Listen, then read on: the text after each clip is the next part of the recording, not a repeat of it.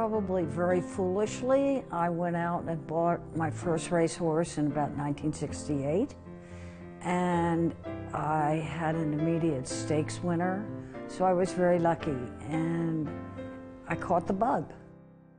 Mrs. Weber has got a lot of class, and she is very humble, and I come from Texas, and I'm not afraid to be boastful for her, and Live Oak Stud on 50 graded stakes winners, and relatively speaking, she is a small operation.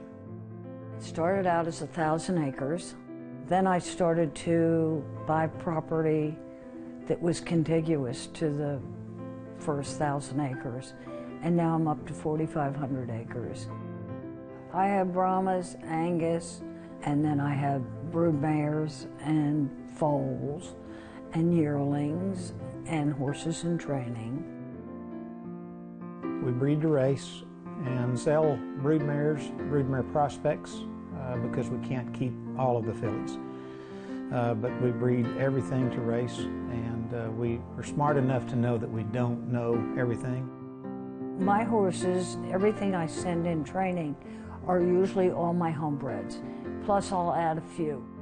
I would say Win Approval probably fits up in a who's who list in the history of the game, because she's had 4 graded stakes winners.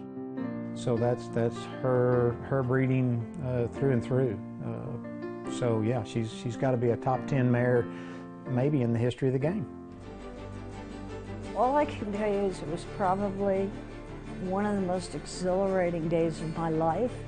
As good as it gets. I mean, how do you get better than you strive for the top and you hit the ball out of the park? That's good. It's good. First over the finish line. I think a lot of people think it's just put out your dollars and it'll all happen, but that's not what happens. And that's the ruin of a lot of people. But she has shown the persistence to stay in this business for a long, long time, that a lot of people, she truly has the passion for racing. So over the years, I have upped my game. I have gone from being happily satisfied from winning 5 claimers. Now, I want to win stakes. Mrs. Weber is humble, and she's quietly competitive. She's extremely competitive. As the saying goes, the little duck that looks like he's floating on top of the pond, quietly, those little legs are churning underneath the water. I am very optimistic to think that I'm going to have a very good year of racing. She's got that passion. She's going to keep grinding. I'll take a Triple Crown. I like to win 1 a year and then win all 3 and then come down and go up, but that's not realistic. I think I'm going to have some nice fillies. That's always exciting for me, because if it's a nice filly, then I can bring her home and breed her. She becomes part of the Live Oak family.